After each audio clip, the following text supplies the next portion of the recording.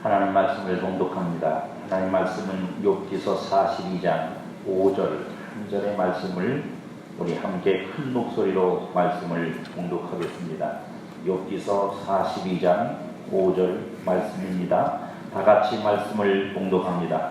내가 주께 대하여 귀로 듣기만 하였사오나 이제는 눈으로 죄를 배움나이다. 아멘. 올 한 해 이 우리 교회의 신앙 표어가 우리 바로 뒤에 자막에 크게 나와 있고 현수막이 있고 우리가 한 해 동안 이 말씀, 이 주제를 가지고 말씀을 나눴습니다. 그래서 올해 첫 번째 주일날 드렸던 말씀이 똑같은 본문에 있는 욥기서 42장 1절 6절의 말씀을 가지고 살아계신 하나님을 경험하라는 말씀을 나누었습니다. 이제 저는 한 해 동안 나누었던 살아계신 하나님을 경험하는 신앙에 대한 말씀을 오늘 마감을 하려고 합니다. 하나님을 살아계신 하나님을 경험한 다음에 우리가 어떻게 되어야 될지, 그것이 우리에게 어떤 열매를 맺을지 오늘 말씀의 제목과 같이 더 깊어진 사람이 되어야 된다는 말씀으로 함께 이제 하나님을 경험하는 삶에 대한 것들을 마무리 지으려고 합니다. 중국의 스승인 공자가 말하기를 세 사람이 길을 가면 반드시 그 속에 나의 스승이 있다고 말합니다. 어떤 특정한 사람이 스승이 아니라 누구든지 스승이 될 수 있다는 뜻으로 이해하시는 게 더 바른 것이라고 생각됩니다. 미국의 유명한 수필가인 에머슨도 말하기를 내가 만나는 사람은 누구나 그 어떤 면에서 나보다 낫다. 그런 점에서 나는 그에게서 배운다 라고 하는 말을 했습니다.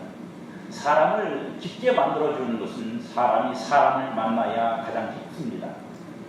요즘에 우리가 이제 동물들을 많이 좋아하긴 하는데요. 동물과 사람이 만나면 사람이 동물을 통해서 더 깊어지지는 않습니다. 물론 여러 가지 거기에 여러 가지 교류가 있고 교감이 있고 또 서로 사랑함도 있겠지만 그러나 사람을 사람으로 더 깊게 만들어주는 건 사람이 사람을 만나야 가능한 일입니다. 사람을 통해 사람을 겪으며 사람은 그 마음과 생각과 인격이 깊어집니다.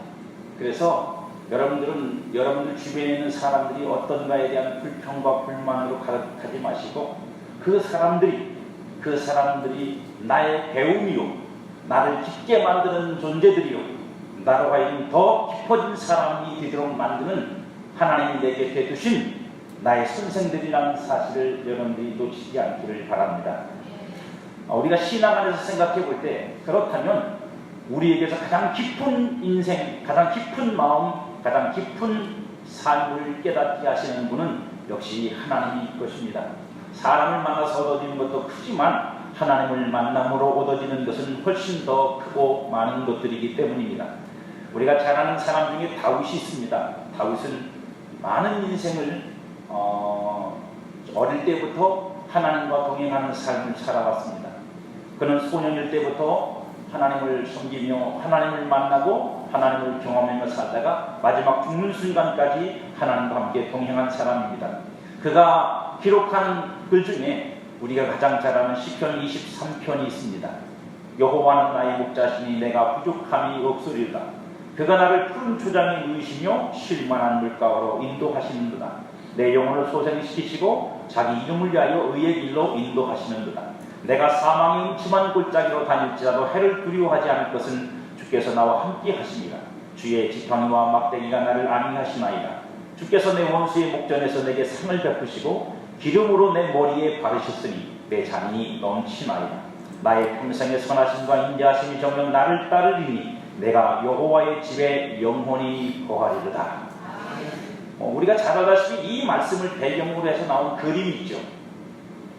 넓은 들판에 푸른 초장 위에 목자이신 예수님이 양을 끌어안고 있고 나머지 양들이 그 예수님을 따라가는 그 모습입니다. 물론 요한복음에 나와 있는 말씀도 배경이 되겠습니다만 이 말씀이 배경입니다. 그래서 우리는 이 시편 23편을 생각할 때마다 초장을 생각하고 거기서 아주 안락하게 풀을 뜯는 양들을 생각합니다. 그러나 사실 이 시편 23편은 그렇게 편안하고 그렇게 즐겁고 그렇게 행복한 시가 아닙니다. 시편 23편을 쓴 이 다윗의 삶에서 나온 삶을 통해서 울커져 나온 이 시편은 그가 어떻게 인생을 살았는지 인생 속에서 그가 어떻게 하나님을 만났는지 그의 삶의 질퍽한 진흙탕 같은 그 속에서 마치 연꽃이 피어나듯이 피어난 시입니다. 그래서 이 노래가 더욱 위대하고 감동적인 것은 이것이 단순히 즐거움과 재미와 어떤 안일함과 편안함을 노래한 것이 아니라 거칠고 사나운 내 인생 속에서 하나님이 나를 어떻게 인도하시는지를 그가 경험하고 그 경험한 하나님을 노래한 것이기 때문입니다. 그리고 그 속에 흐르는 하나님의 은혜와 다윗의 진정한 삶을 기반으로 둔 영성이 이 시편 속에 배어 있습니다. 다윗은 나의 목자가 되시는 하나님을 자신의 삶에서 만났습니다. 초장에서 아버지 양떼를 돌볼 때 순진하고 아무것도 모르는 그때 사자의 발톱, 곰의 이빨 속에서 양들을 끄집어내면서 그는 하나님을 만났고 하나님을 섬겼고 하나님을 노래하는 아주 젊은 청년이었고 순진무구한 소년이었습니다. 하지만 그가 사울 왕의 눈에 띈 이후로 그는 정치적인 어떤 계략에 말려서 그는 십수년을 도망자의 신세로 살았습니다. 집 없이 부모도 만나지 못하고 떠돌며 때로는 타국을 넘나들며 그렇게 그는 도망자의 신세를 살았습니다. 그때도 하나님은 그 어린 소년 다윗과 함께 해주셨습니다. 그가 왕이 된 후에 왕의 자리에 올라서 이제 마침내 하나님의 뜻이 이루어졌고 하나님의 약속이 성취되었습니다. 이제 다윗은 칼을 들어 전쟁을 할 때마다 진 적이 없고 모든 전쟁에서 전승을 하면서 승승장구했고 국토는 넓어졌고 국력은 세졌고 국민들은 더욱 많아졌습니다. 이렇게 승리하는 자리에서도 하나님은 다윗과 함께 하셨습니다. 뿐만 아니라 다윗이 어느 날 그의 욕망의 눈이 어두워 우리아를 죽이고 그의 아내 바세바를 빼앗아서 그 죄로 인하여 그의 노년은 허물어지기 시작했습니다. 그의 노년은 비참했습니다. 아들에게 배신당하고 왕의 자리에서 벗어나고 도망가야 했고 쫓겨는 신세가 되었고 그의 노년은 참으로 슬픈 일들이 많았습니다. 고통이 많았습니다. 그러나 그 죄와 허물로 인한 노년의 고통 중에도 하나님은 다윗과 함께 계셨고 다윗은 그 삶에서 하나님의 인도하심을 경험할 수 있었습니다. 그래서 시편 23편과 같은 시가 주님 앞에 고백으로 드릴 수 있는 것입니다. 좋을 때가, 신날 때가, 성공할 때가 하나님이 나와 함께 하시는 때가 아니라 때로는 내가 죄와 허물로 쓰러지고 넘어지고 실패하고 좌절하고 절망하고 때로는 내가 원치 않는 억울함과 분함과 그리고 쫓김과 슬픔과 고통들이 내 인생에 찾아왔을 때에도 나와 함께 하시는 하나님을 다윗은 경험했고 그 속에서 다윗은 이 인생을 이끌어 가시는 분이 하나님이라는 사실을 그는 알았습니다. 그래서 여호와는 나의 목자시니 내가 부족함이 없으리로다 라고 고백을 하는 것입니다. 하나님께서 성도답게 세우시려고 우리를 하나님의 자녀로 부르셔서 자녀를 삼으시고 자녀를 삼아 놓으시고 거기에 합당한 모든 하늘의 신령한 복과 하나님의 은혜로 우리를 채워 하나님 앞에 저먹고 흠없고 티없고 주름 잡힌 것 없이 온전한 자로 세우기를 원하십니다. 그래서 하나님은 그 목적을 따라 우리를 인도해 주십니다. 우리의 삶의 정황들이 다르기 때문에 우리가 겪어야 될 삶의 경험들은 각기 다르지만 우리에게 반드시 경험되어질 것이 있다면 그것은 바로 내 삶 속에서 나를 인도하시는 나의 하나님 아버지, 나의 인도자가 되시고 목자가 되시는 주님을 만나는 것일 것입니다. 주님은 우리로 하여금 우리의 삶에서 주님을 만나고 그러므로 말미암아 우리가 인생을 겉으로만 살지 않고 우리를 만드시고 우리를 부르시고 우리를 거듭나게 하시고 새 사람 되게 하신 하나님의 거룩한 뜻을 쫓아 우리로 살아가도록 우리를 인도하십니다. 그래서 우리 인생에서 반드시 필요한 것이 있습니다. 그것이 바로 연단입니다.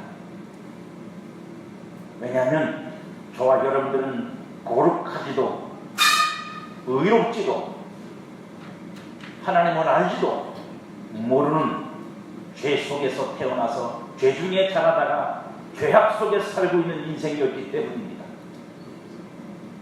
우리는 우리 스스로가 때로는 좋아 보이고 아름다워 보이고 의롭게 보이고 때로는 선하게 보일지 모르지만 그것은 다 우리가 가지는 우리의 기준일 뿐입니다.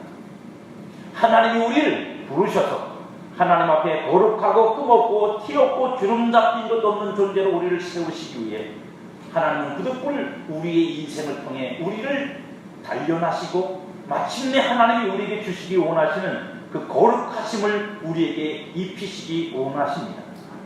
잠언 17장 3절에 보면 도가니가 은을 풀무는 금을 연단하거니와 여호와는 마음을 연단하신다고 말씀하고 있습니다. 시련과 고통을 통해서 하나님은 성도인 우리들을 연단하십니다. 늘 좋은 일로만 우리를 단련하실 수 있으면 좋겠지만 결국 인생은 좋은 일로 단련되지 않습니다. 이 연단을 통해 성도의 마음은 하나님을 아는 것에서 깊어지고 그리고 자기 한계의 벽과 자기 아집의 벽과 자기 오만의 벽을 넘어서 새롭게 태어날 수 있는 기회를 얻습니다. 주님은 고통과 시련을 통해서 우리가 지금껏 보지 못했던 것을 보게 만들어 줍니다.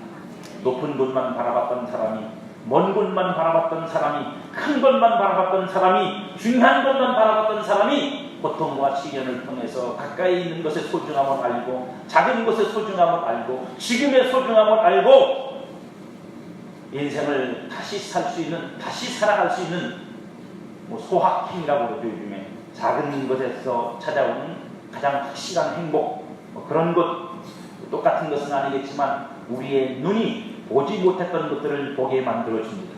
주님은 고통과 시련을 통해서 내 자신이 얼마나 연약한 존재인지도 보게 만들어주십니다.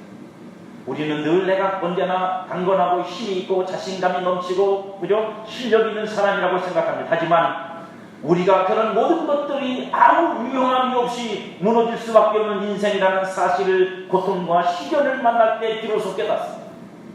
그런 것들이 내게 아무런 소용이 없어요.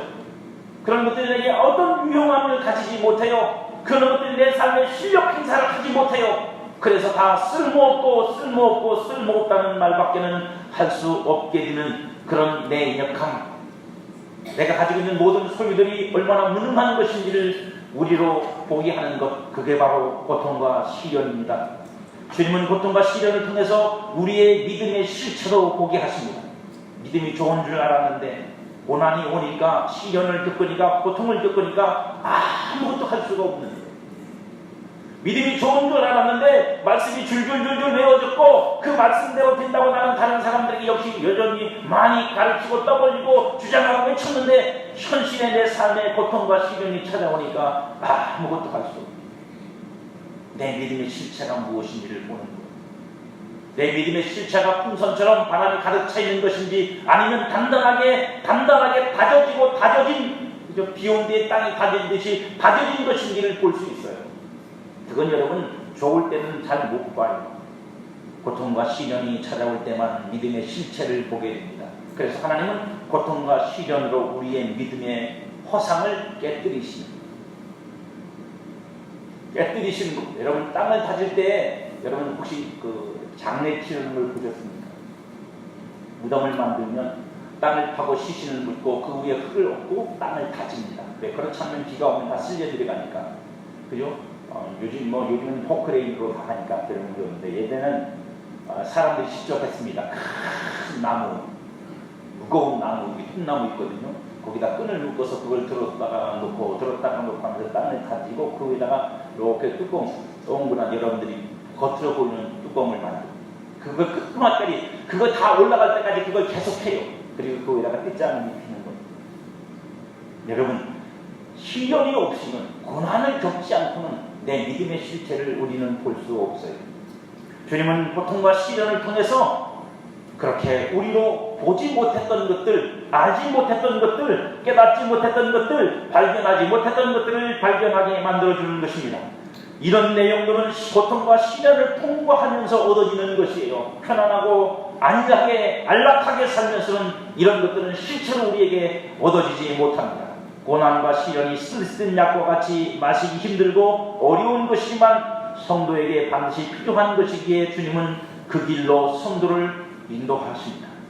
때로는 주님의 손으로 성도를 고통 속으로, 시련 속으로 끌고 들어가시기도 합니다. 때로는 성도가 잘못을 인하여 고통과 시련을 만나고 마귀에게 고통을 당할 때 주님은 주님이 그들을 지키며 보호하시는 울타리를 거두고 간섭하지 않으실 때도 있습니다. 어쩌면 오늘 본문의 주인공인 욥이 그런 사람입니다. 마귀가 그를 시험하도록 하나님이 내버려 뒀습니다. 시험하라고 하나님께서 허락하셨습니다. 그러나 어떤 이유에서든 주님은 성도가 시련과 고통을 통해 더 깊어지기를 기대하시는 것입니다. 여러분들이 지난 한 해 동안의 말씀을 듣고 그 말씀을 가지고 삶을 살았던 것을 통해서 여러분 자신을 돌이켜 보십시오. 여러분은 얼마나 여러분 자신이 깊어졌다고 느껴지십니까? 욥은 누구도 감당하기 어려운 상상할 수 없는 시련과 고통을 받았던 사람입니다. 재산은 순식간에 물거품처럼 사라지고 10명의 자랑은 꿈처럼 한나라에 죽어 사라졌습니다. 이런 일들은 인생이 겪을 수 있는 일이 아닙니다. 어쩌면 마치 꾸며놓은 이야기처럼 들려질 뿐입니다. 사람이 감당하기에 너무도 벅찬 일이었습니다. 생각만 해도 진저리가 쳐지고 살갗에 닭살이 돋습니다. 서성가상으로 자신의 온몸에는 악창이 나서 고름이 흐르고 열로 인해서 정신은 오락가락하고 정말로 미쳐가고 있었습니다. 위로하기 위해 찾아온 친구들은 도리어 욥을 괴롭게 만들었고 그의 정신마저도 황폐하게 만들었습니다. 그럼에도 불구하고 욥은 우리에게 아주 의연한 모습을 보여줍니다. 그의 많던 재산이 다 사라져버리고 자식들이 모두 죽었습니다. 원망할 만합니다. 불평할 만합니다. 하늘을 쳐다보면서 눈에서 불꽃이 튀었을 것입니다. 그러나 그는 이렇게 말합니다. 내가 모태에서 적신이 나와 싸운즉 또한 적신이 그리로 돌아갈지라. 주신 자도 여호와시오 취하신 자도 여호와시오니 여호와의 이름이 찬송을 받으실지니라 하고 이 모든 일에 욥이 범죄하지 아니하고 하나님을 향하여 어리석게 원망하지 아니하니라. 아멘이 잘 안 나와요. 왜냐하면 이런 일을 저도 겪어보진 않았어요. 제가 겪어본 모든 일을 다 합쳐도 욥이 한순간에 겪었던 이 일 비교할 수 없을 만큼 작은 것들뿐입니다. 그러면서 그 속에서 저는 원망할 때도 있고 하나님 앞에 투정을 부릴 때도 있어서 가히 이 욥과 같은 고백이 정말로 그런 상황이 내게 다가올 때 내가 이런 고백을 드릴 수 있을까? 내 자신 스스로가 확신에 서지 않기도 합니다. 여러분, 멋있고 폼난다기보다는 위대해 보이지 않습니다. 만약 정말 여러분들의 인생에 이런 일이 닥치면 여러분들 이 욥처럼 고백할 자신이 있습니까?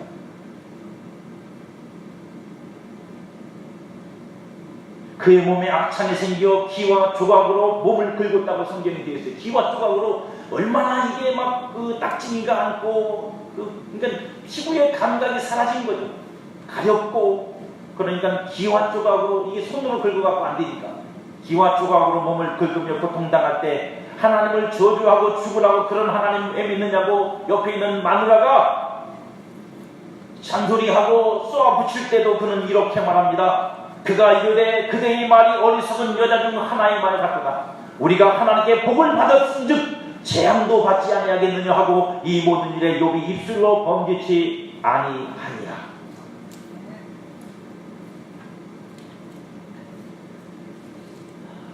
답하기가 어려운 이 고백들이 여러분 얼마나 훌륭해 보입니다. 저는 아무리 생각해도 내 믿음은 이 욥의 신앙을 발끝도 쫓아가기 어렵습니다. 이 정도 믿음을 보였으면 합격 아닙니까? 여러분 이 욥보다 나는 더 높은 신앙, 큰 신앙을 알고 있으니 아직 멀었어 라고 말할 수 있는 분 혹시 계십니까? 저는 아무도 없다고 생각해요. 이 정도면 인간이 가르치는 최고의 신앙, 어쨌든 그것이 어떻게 된 것이든 간에 현실이잖아요. 욥이 겪고 있는 이 정말 스트레스 인생의 고통과 절망은 현실이라고 여러분, 가상이 아니라고요. 그 현실 속에서 욥이 이런 고백을 할 수 있다는 것, 이건 먹구리 모르는 안 되는 거 아닙니까? 자기 인생을 걸고 하는 말, 당장 죽을지도 모르는 자기 운명 앞에서 하는 말이, 그래서 합격하거든요. 왜냐하면 하나님께서 마귀에게 시험해보라고 했으니까 이 정도면 됐다, 합격이다 라고 했으면 얼마나 좋겠습니까? 근데 안타깝게도 욥의 이야기는 거기가 끝이 아니라 거기서부터 시작합니다. 왜 하나님은 이토록 믿음도 있고 하나님 앞에서 의롭게 살리는 그에게 자신의 이 고달프고 이해할 수 없는 고통을 두고 진절이 쳐질 만큼 자신을 해고하듯 조각내는 친구들을 그들에게 보내셨을까요? 그가 겪은 고통만도 커요. 그것만으로도 감당하기 어려운 힘든 일이고 그는 무사히고 통과해서 하나님 앞에 뒤집지 않고 하나님 앞에 영광을 돌리고 하나님이 하시는 일이니 우리는 침묵하는 것이 마땅하다 받아들여야 된다라고 하는 신앙을 가지고 주님 앞에 섰는데 그의 친구들이 그에게 찾아와서 그런 그의 신앙, 그런 그의 인생, 그런 그의 마음을 산산조각내고 박살을 내버립니다. 아주 해부해버립니다. 몸의 아픔보다, 자식을 잃은 아픔보다, 재산을 몽땅 잃어버린 아픔보다, 옆에 있는 마누라가 틱틱거리면서 하나님 버리라고 하는 그 말보다 자기를 찾아온 친구들에게서 들은 그의 모든 말들은 그로 하여금 더욱 미쳐가도록 만들었을 것입니다. 그렇지 않아도, 그런 말로가 하지 않아도 지금 자신이 겪고 있는 삶의 이 정황들이 딱히 누가 뭐라고 말하지 않아도 스스로 짊어짐이 무겁고 누가 말하지 않아도 뒷전에서 쟁쟁하게 비웃음 소리들이 들렸을 것입니다. 여러분도 그렇지 않습니까? 여러분들이 실패하고 넘어졌을 때 여러분의 뒷전에 무슨 소리가 들립니까? 저거 예수 믿는다는 것이, 하나님을 믿는다는 것이 믿음 좋다고 말하더니 것인가? 것인교리 적골이 됐노라고. 누가 말하는 사람 없지만 자기는 들리지 않아요. 나는 들리지 않아요. 그런 말로도 충분히 고통스럽고 충분히 힘들고 어려워요. 그런데 욥은 친구들이 찾아와서 그것을 대놓고 말합니다. 그의 신앙을 비판하고 그의 삶을 정죄하고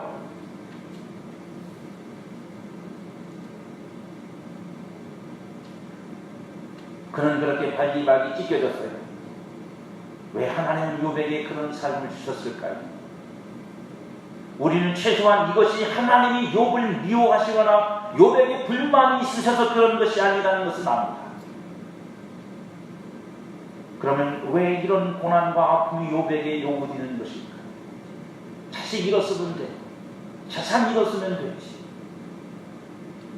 거기다가 견딜 수 없는 고통으로 친구들에 의해서 신앙적 관점으로 하나님의 이름으로 자신이 발기발기 찢겨져야 했을까?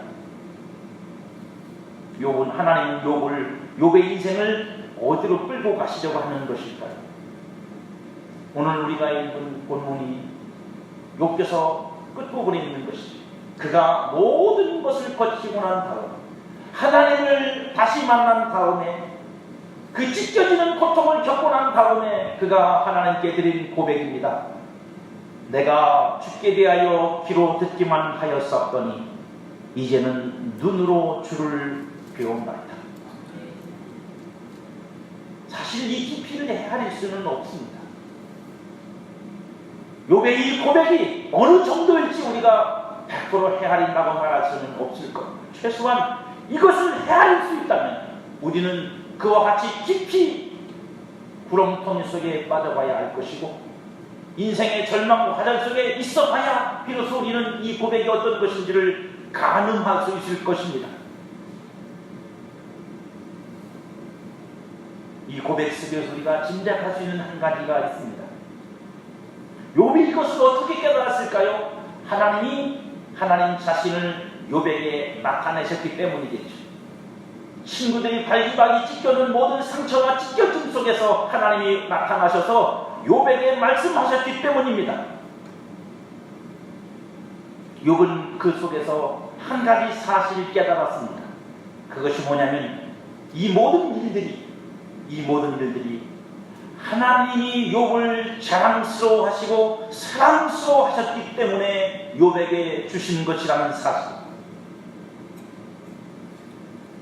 얼핏 생각하면 이해가 안 갑니다. 아니 사랑하면 자랑스러우면 그 위에다가 더 아름답고 멋진 것을 입혀주면 좋겠거니와.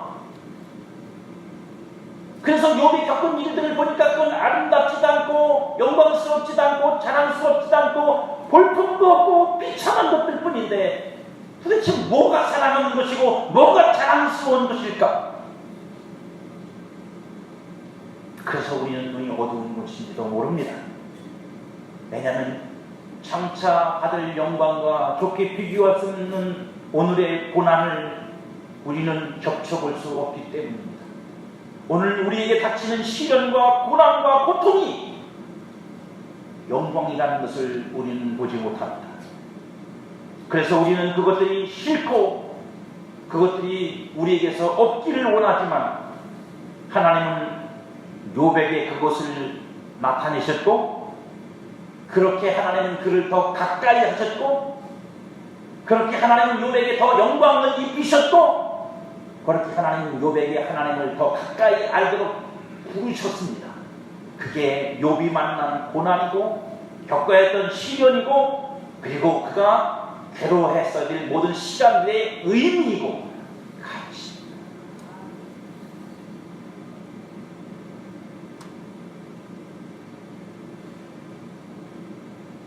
요한복음 15장에 보면 주님이 이렇게 말씀하시죠. 열매를 맺는 나무마다 더 많은 열매를 맺도록 하시려고 주님이 어떻게 하신다고요? 가지를 치십니다. 가지를 치는 데는 두 가지 이유가 있습니다. 하나는 쓸모없어서 잘라내는 것이 있고 그거는 필요 없어서 잘라내요. 또 한 번의 가지치기가 있는데 그것은 뭐냐면 묵은 가지를 잘라내서 새순이 나와서 더 많은 열매를 맺으라고 주는 가지가 있습니다. 주님이 사랑하시는 자에게 자랑스러운 성도에게 아끼는 성도에게 왜 이런 시련과 고통을 주시느냐? 더 많은 열매를 맺으라. 정말로 사랑하기 때문에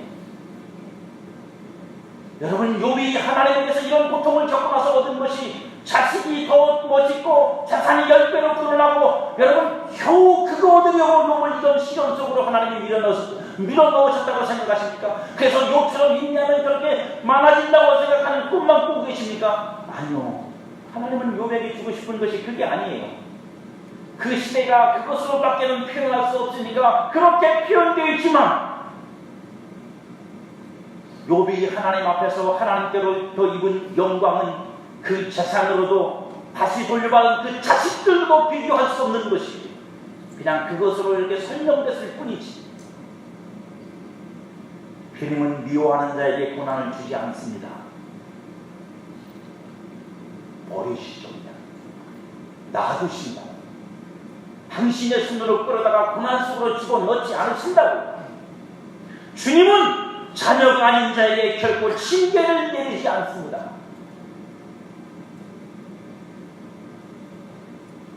너무도 사랑하니까 너무도 아끼니까 두고 볼 수 없으니 더 낫고 더 낫기를 원하니 징계를 하는 거예요.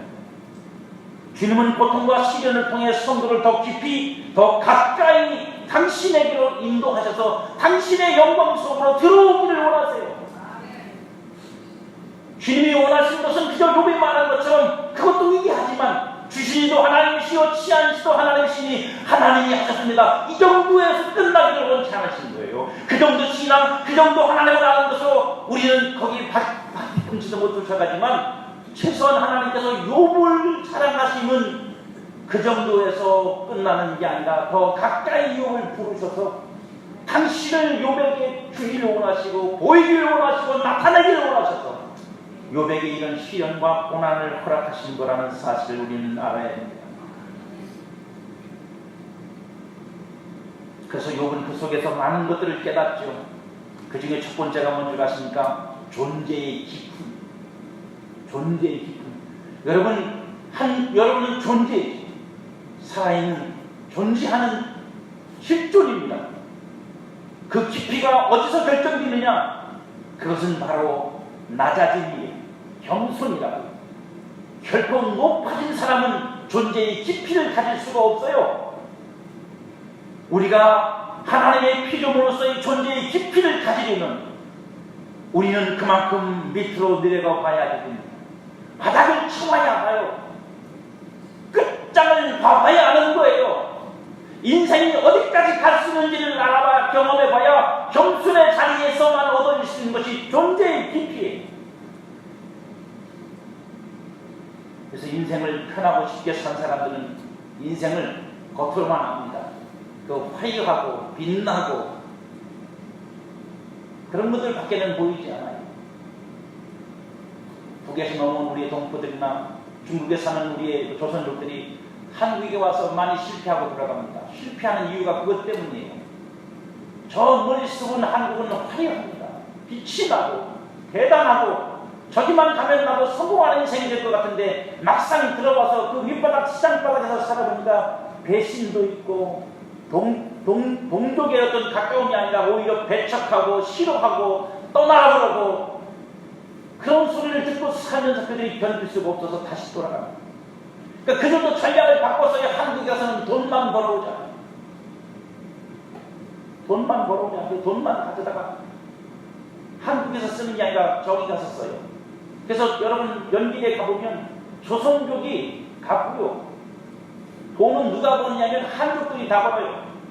왜냐면 한국에서 바닥을 치며 돈을 벌어다가 거기 가서는 왕처럼 쓰는 거예요. 다 그렇진 않지만 그러니까 그 돈을 누가 다 벌어다니면 내집에서 온 한족들이 어린아이들이 15살, 10살 어린아이들이 음식점에서 다 식당에서 서빙합니다. 다 한족이에요. 한국말 못 알아들어요. 조선족. 그러면서 그 선교사님 그래요. 쟤들이 돈 다 벌어간다. 조선족 집에서 설거지 해주고 청소해주고 그거 다 한족들이에요. 겸손해지지 않으면 낮아지지 않으면 우리는 존재의 깊이를 가지지 못해요. 그래서 얄팍한 인생밖에 못 살아요. 두 번째로 욥이 깨달은 것이 뭐냐면 이해의 깊음입니다. 욥은 하나님에 의해서 자기 친구들을 용서하고 요구를 받습니다. 자기 친구들을 용서하라. 그들이 틀렸으므로 네가 그들을 위해서 하나님께 기도하고 제사를 드리라고 요구를 받지요. 이 이해의 깊이가 어디로부터 나오겠습니까? 인생이 무엇인지를 아는 바닥에서부터 비로소 얻어지는 거예요. 인생이 어떤 존재라는 걸 여러분들은 얼만큼 경험해 보셨습니까? 누군가가 나를 배신해서 못 견뎌서 혀가 눌려서 병이 드셨습니까? 그게 인생의 바닥이라고 생각하십니까? 아니요. 인생은 그것보다 더 갈 수 있어요. 형제가 형제를 죽이는 게 인생이지 않습니까? 자식이 부모를 외면해버리는 게 인생이지 않아요.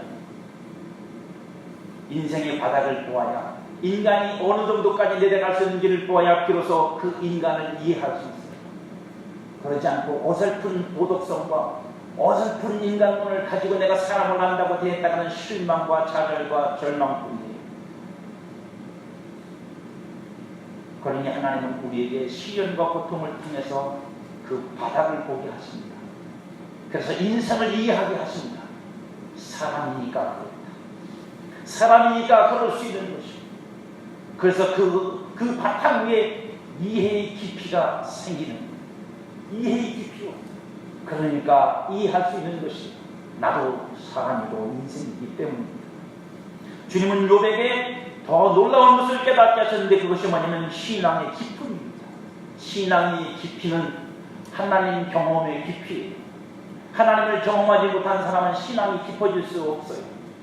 최소한 욥의 신앙이 시작은 주신 이도 하나님이시요 가져가신 이도 하나님이시니 내가 하나님 앞에 범죄치 않으리라 하여 하나님 앞에 원망하지 않은 신앙이었다면 이 모든 것을 끝마치고 난 그의 삶에서 얻어진 신앙의 깊이는 그 신앙의 깊이는 처음 것과는 비교할 수 없는 것이어야 합니다.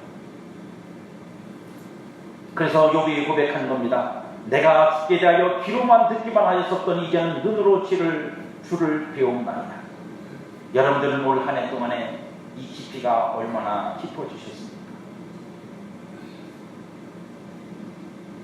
처음 주님을 만났을 때보다 지금 여러분의 신앙의 깊이가 깊습니까?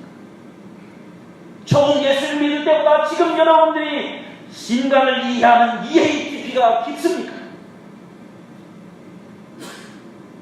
처음 예수를 만나서 신앙을 시작할 때보다 지금 여러분들의 존재의 기쁨, 그래서 삶의 무게가 달라지고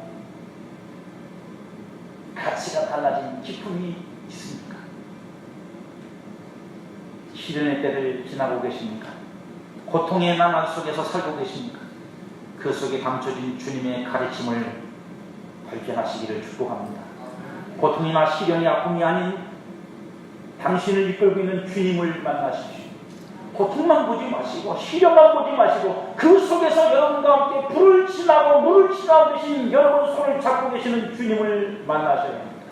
고통이나 시련을 당장에 없애주지 않으시는 주님의 마음을 읽으셔야 합니다. 고통과 시련 속에서 깨어지고 부서지는 자신을 발견하고 또한 새롭게 건설될 자신도 그 안에서 우리는 발견해야 합니다. 하나님에 의해서. 예레미야 1장 10절에 보면 보라 내가 오늘날 너를 열방 만국 위에 세우고 너로 뽑으며 파기하며 파멸하며 넘어뜨리며 건설하며 심게 하였느니라. 하나님은 이 일을 동시에 하시는 분이에요. 부시기도 하지만 세우시기도 하는 분. 부셔져야 세워지는 거고 옛것이 없어져야 새것이 나오는 거예요. 고통과 시련을 통해 여러분은 다른 사람으로 변화될 것이고 고통과 시련을 통해 여러분은 더 깊은 사람이 될 것입니다. 하나님, 우리가 평생 만나고 영원히 함께 하실 그 하나님의 그 기쁨은 고통과 시련을 통과하지 않은 사람은 맛볼 수 없어요.